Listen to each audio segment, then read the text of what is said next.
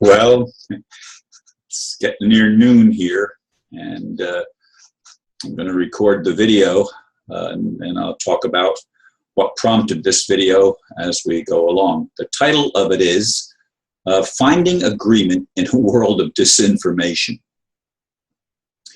I've stated many times that I see no point in arguing over who is right in a world where many hold their viewpoints as if they are absolute truth. Yes, I still hold one truth as absolute.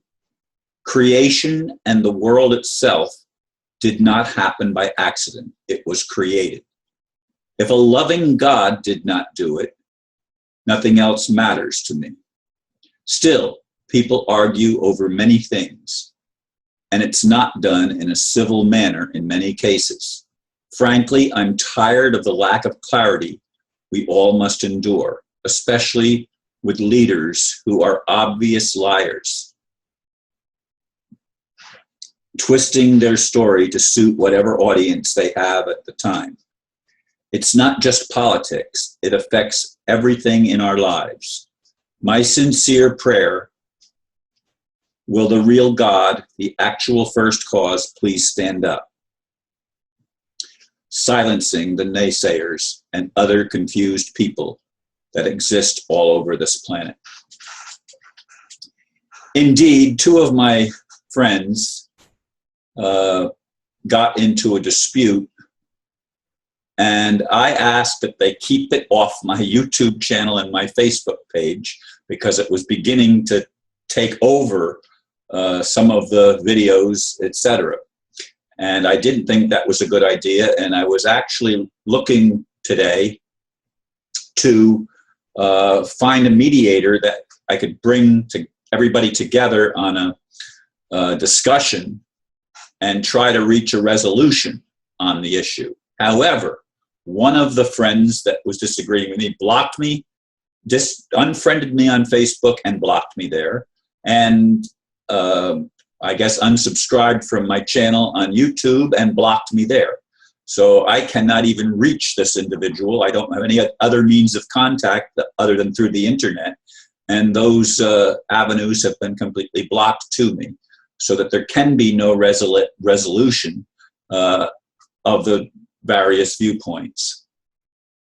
Now, this is just two people that are, as far as I know, not politically involved in any world situation. They're not leaders. They're not politicians. They're not spiritual gurus or anything that you would normally think of as being someone that made a difference. Yet these two, especially the one individual, continued to talk as if the other one was spreading disinformation.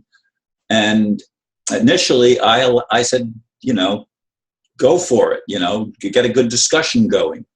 But it got to where there was name calling and calling liars, and each was accusing the other of lying. And anyway, I'm up to here with it, and I wanted to help these two gentlemen find a resolution. It doesn't look like that's going to happen since the one blocked communication with me. So there's nothing I can do. But folks, there is good news. That may sound, what I've just shared may sound like very bad news because it is representative of the world that we have known as our world for a long time. But there are signs of positive change. There are people who have been involved and remained involved even after I sort of, with my illness and everything, took a lesser role.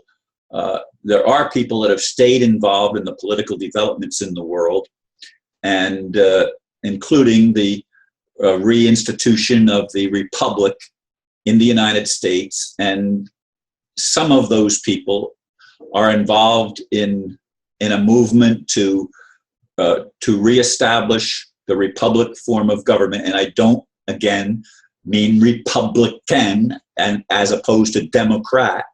I mean Republic as in a republic where unalienable rights are absolute and guaranteed by a constitution that formed a nation called the United States.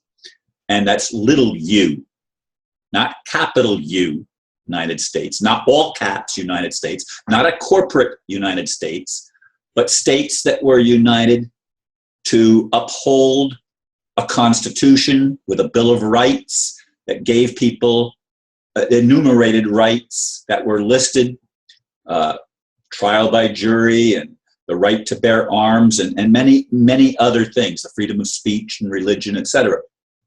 These were guaranteed and unalienable.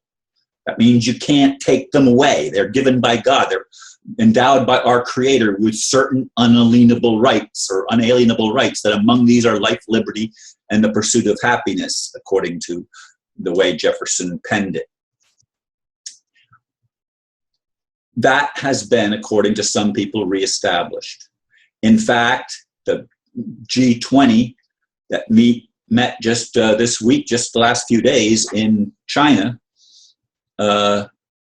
Obama was not treated as a head of state. Another individual was treated as the head of the Republic of the United States. Now, this is what I've heard.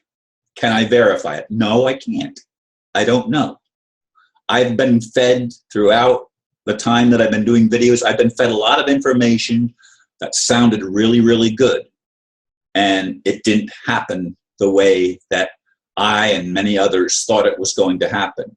There's a lot of deception, a lot of fraud, theft, a lot of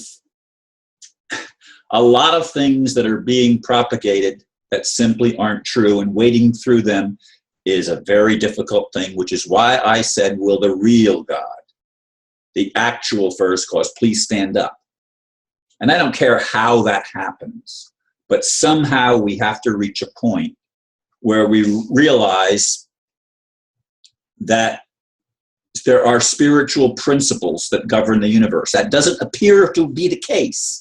Looking at the life that I've lived and the life of most people on the planet, it doesn't seem like spiritual principles have meant a thing. It seems like they've been ignored at best, and as if they never existed. But I still believe that there are spiritual principles. If there aren't, then everything that we've experienced is meaningless, has no purpose, has no value, and we have wasted our time being human and coming onto any planet, this planet especially, and participating in the grandest deception probably that's ever occurred in all of history of creation. And I don't believe in timelessness, folks. I've said that before. Time is how creation unfolds. It unfolds in time. It's not timeless. It's not, there's only the present moment. No, there's a past, there's a present, and there's a future. And that's a sequence of time. And we need to get beyond the spiritual lies, as well as the political lies, as well as the business lies that we've been fed all of our lives, and recognize the truth that sets us free. And that truth is that we are all equal under God, that we are all capable of becoming more than we realize in this present time and in this present age. And I'm praying that the world will so manifest that everyone, from the least to the greatest, will be able to recognize their own calling and their own purpose for being. And when that happens, we will live in a world that is not only transformed, it will be a world in which we can all achieve our highest and most noble dream. That's the vision that I'm sharing with you today. Thank you for listening, and namaste.